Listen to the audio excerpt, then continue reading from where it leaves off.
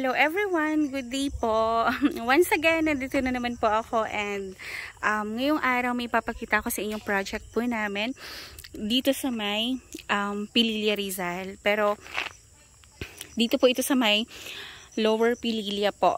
Hindi na po tayo akit ng sa may area po ng Pililla Windmill. So dito naman po, ang concept naman po ng project namin dito is ano siya? Parang farmlot. Residential farmlot po siya. Pero, kumbaga hindi talaga natin siya matatawag kasi na talagang 100% farmlot kasi po, maliliit yung cut niya kasi dito, pwede po ditong 100 square meter yung minimum cut po natin. So, kung mapapansin nyo po guys, ayan, meron na siyang road. Kumbaga, existing na po kasi ito. Sinell namin to 3 years ago. So, sold out na yung phase 1, phase 2, and phase 3. So, ang available namin ngayon is ito pong phase 4. So, ito po, phase 4 po yan lahat. Yan po yung mga available po natin na mga lote. So, i-open namin to guys. Ngayong second week siya ng October. Kaya, habol na po kayo habang may mga available pa kami na lote.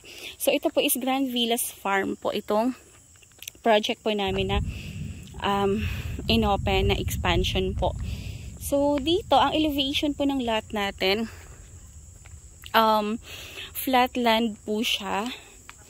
And, napapaikutan po siya ng maraming mga puno.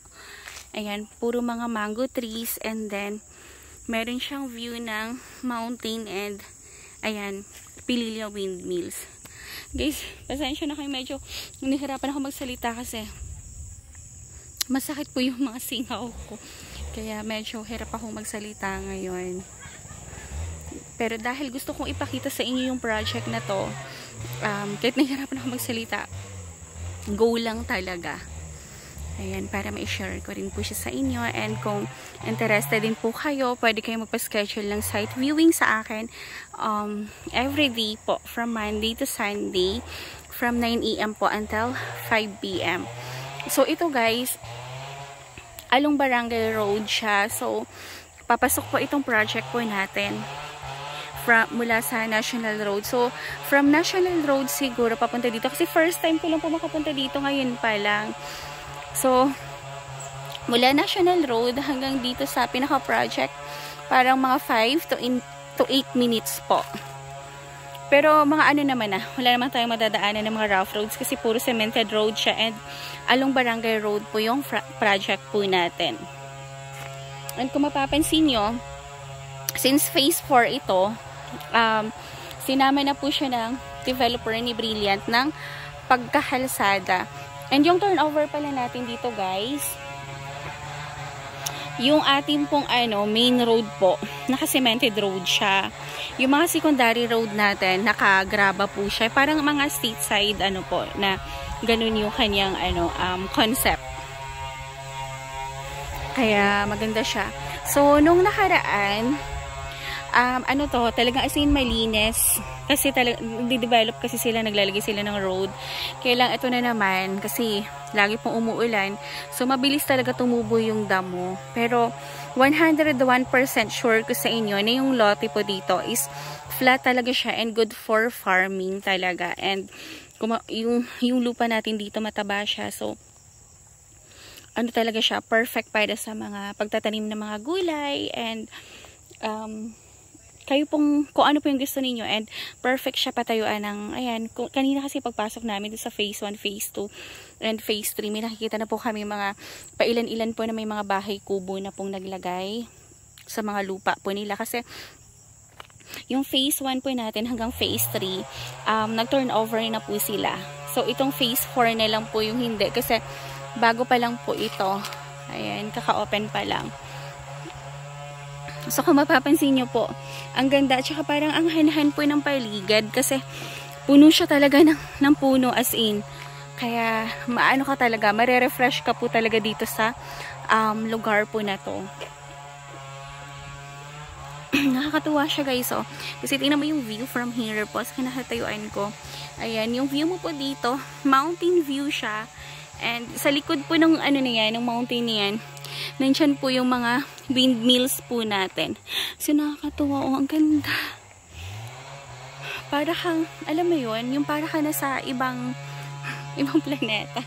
Para ka na sa ibang lugar. Akala mo wala ka sa ano, wala ka sa Rizal or wala ka sa Pililla. Akala mo mga sa Batanes ka. Ganyan yung vibes dito sa lugar na to.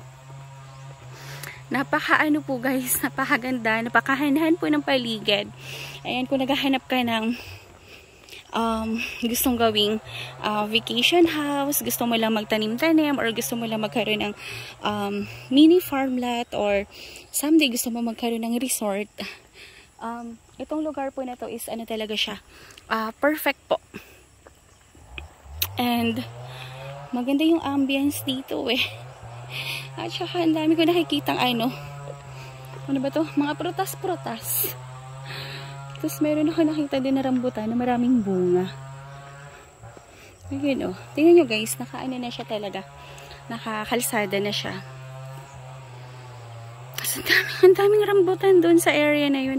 Hindi ko lang siya ma-zoom para mapakita sa inyo. Pero, ay, ang daming hinog na rambutan doon. Ang dami. Tapos ang ganda guys. O, tingnan nyo. Oh. Ganda ng view. Ang ganda ng paligid. Grabe. At saka guys, alam nyo ba, murang-mura lang to. Kapag binuksan namin to sa October 2nd week this year, naku, sigurado pong unahan na naman po yung mga buyers dito kasi malapit lang to eh. At the same time, very affordable yung price niya. And maganda yung ambience, maganda yung paligid niya. At saka maganda yung view. Meron kang view ng mountain. Hindi ko lang ma-recall kung saan ako nakapuntang lugar na parang ganito din yung view niya, na ang ganda talaga. Parang somewhere out of town yun. Hindi ko lang matandaan kung saan po. Pero ganito talaga yung view niya. Napakaganda. Kaya nga kanina pagpunta namin, Diyos ko, na-amaze na naman ako. Napapawaw na naman.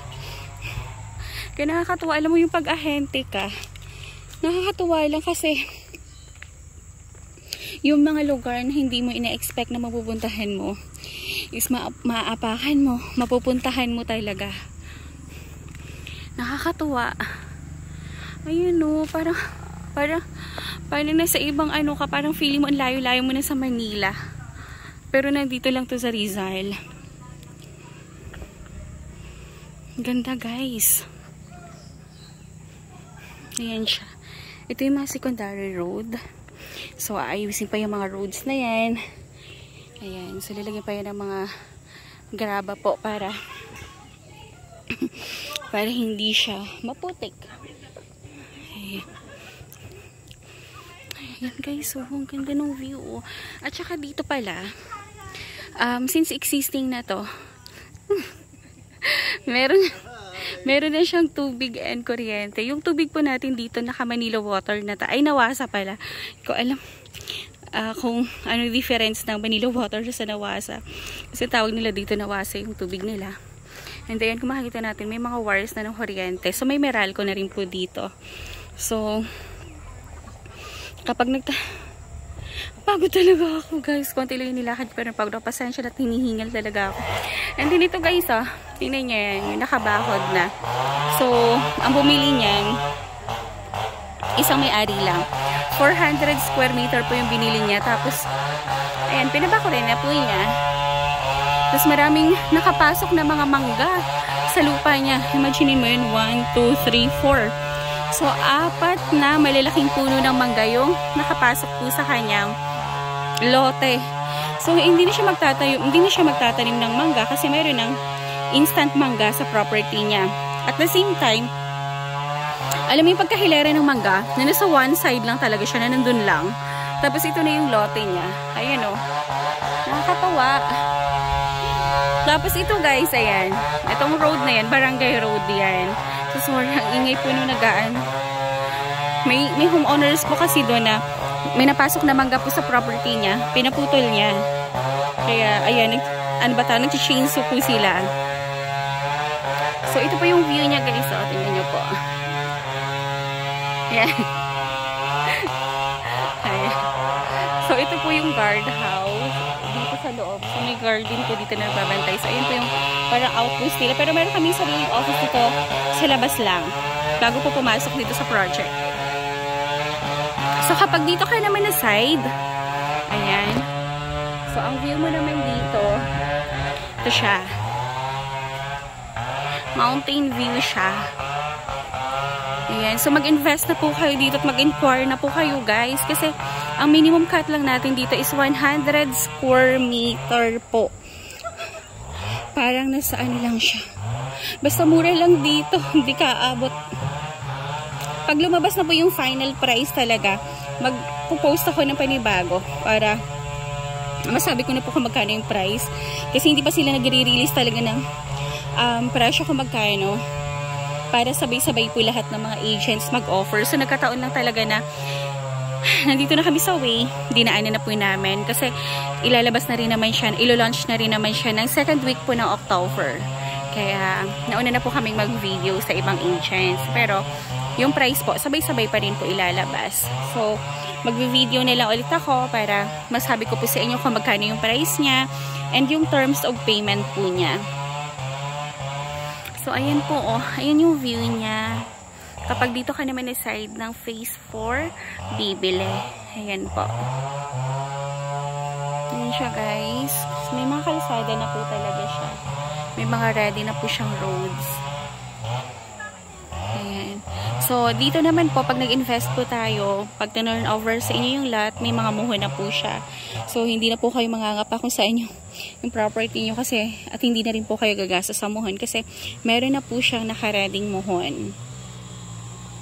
Ayun, tinitingnan ko yung bundok. Nakakatawa. Tingnan nyo po guys, pag nakaka-close up.